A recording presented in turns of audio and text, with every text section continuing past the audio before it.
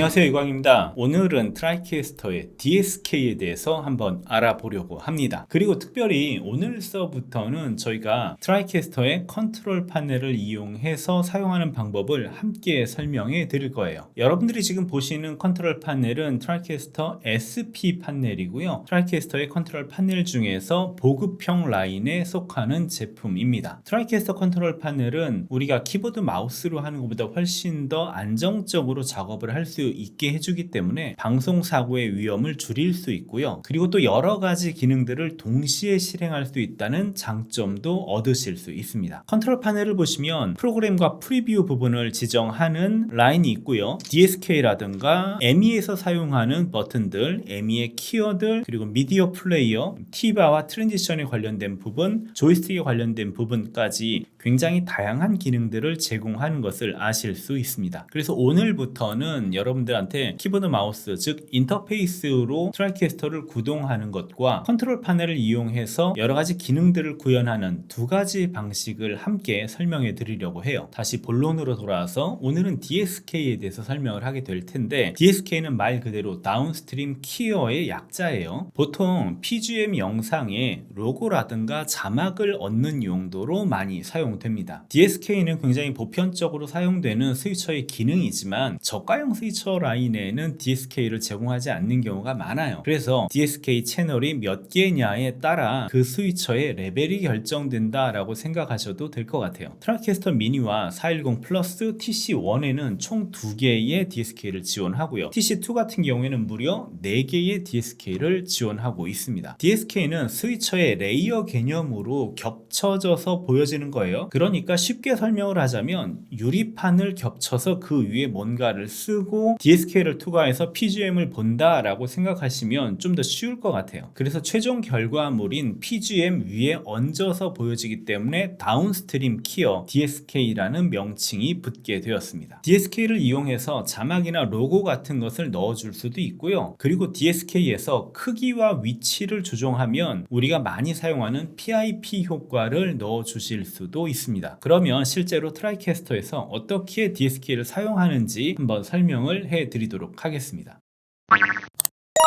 인터페이스 화면에 라이브 패널 가운데 부분을 보시면 이렇게 DSK1, DSK2가 써져 있는 것을 보실 수 있는데요. 이게 순서적으로는 DSK1 위에 DSK2가 덮어지는 구조로 되어져 있어요. 그러니까 DSK1과 2가 같이 보여진다라고 하면 DSK2가 그 위로 보여지게 되겠죠. 말로 설명하는 것보다 직접 보시는 게 나을 것 같습니다. 현재 화면에서 DSK1에는 카메라 3번 입력이 지정되어 있어요. DSK2에는 DDR2, 즉 미디어 플레이어 두 번째 게 지정이 되어 있습니다. DSK1을 가동을 시켜보면 이렇게 3번 카메라가 나오게 되죠. 이거는 화면 전환하고는 좀 다른 거예요. 현재 여러분들이 보시는 영상 아래쪽에는 PGM으로 지정된 1번 카메라가 흐르고 있고요. 그 위에 DSK1으로 지정된 3번 카메라가 나오고 있는 거예요. 그러니까 DSK가 덮어섰다라고 생각하시면 될 것 같아요. 여기서 우리가 PIP 효과를 주려면 어떻게 해야 할까요? 당연히 DSK로 얹어진 화면의 사이즈를 줄이면 되겠죠. 그러면 DSK1 아이콘 위로 마우스를 갖다 대면 톱니바퀴 모양의 옵션 메뉴가 나옵니다. 이걸 누르게 되면요, 인풋 3을 DSK1에서 지정했다라고 나오게 되고, 여기에 포지션 항목에서 우리가 사이즈를 줄여줄 수가 있습니다. 사이즈를 줄여주고요, 위치를 이동시켜 주면은 이렇게 되겠죠. 그러면 이제 그 아래쪽에 감춰져 있었던 PGM이 나오게 되는 거죠. 이제 DSK1을 퇴장시키고 등장시키고 하는 것이 가능해졌습니다. PIP가 이루어진 거죠. 그리고 이번에 DSK2를 한번 살펴볼까요? DSK2에는 지금 알파 채널로 빠진 비디오가 흐르고 있습니다. 어떤 비디오냐면 이런 비디오가 흐르고 있어요. DSK2에 제가 알파 채널이 빠진 비디오를 얹어놨기 때문에 PGM과 DSK1 위쪽으로 DSK2 영상이 나오고 있는 겁니다. 최종적으로는 3개의 영상이 합성되어서 이런 결과물이 보여지게 돼요. 많이 뜨겁네요.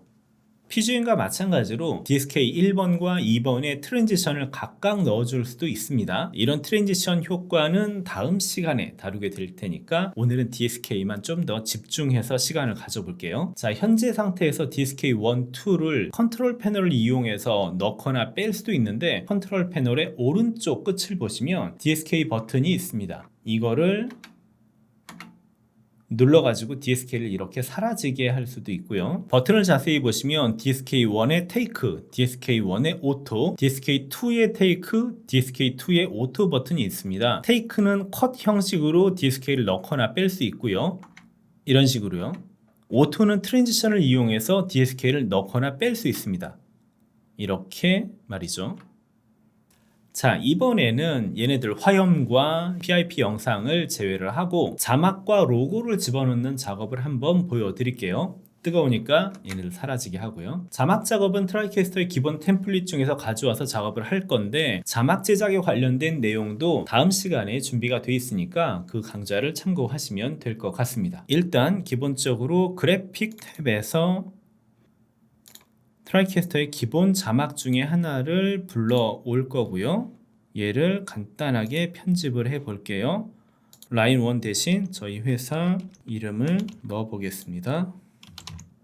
트라이캐스터 강좌를 입력해 볼게요. 자, 이 상태에서 그래픽 1을 DSK1에다가 지정을 해주고 테이크를 하면 어떻게 될 거냐면 이렇게 나올 거예요. 왜 이렇게 나올까요? 우리가 앞에서 사이즈와 위치를 PIP를 기준으로 조정했기 때문이에요. 그러면 다시 톱니바퀴 버튼을 눌러서 리셋 버튼을 눌러주시면 오리지널 사이즈로 자막이 돌아옵니다. 그리고 이번에는 로고를 넣기 위해서 그래픽 2에다가 로고를 지정하고 그거를 가져와 볼게요. 그래픽 2 탭에서 로고를 찾아서 뉴텍이라는 로고를 DSK2에 할당해 보도록 하겠습니다. 그리고 나서 DSK2를 불러가지고 오면 이렇게 나올 겁니다. 자, 여러분들이 보셨다시피 로고가 이렇게 한가운데 나와버리니까 좀 당황스럽죠. 가장 좋은 것은 로고를 만들 때 1920, 1080의 해상도에 정확한 위치를 잡아서 로고를 만들어 주시는 게 좋은데 현장이 그렇게 넉넉하지만은 않잖아요. 현장에 갔는데 이런 식으로 커다란 로고 파일 하나만 딱 주고 로고 띄워주세요 하면 현장에서 포토샵 열고 하시기는 힘드니까 트라이캐스터는 이런 것에 언제든지 대비가 되어져 있습니다. 당황하지 말고 DSK2의 톱니바퀴 옵션을 눌러서요. 줌 항목을 통해서 사이즈를 조정해 주고요. 포지션 항목을 통해서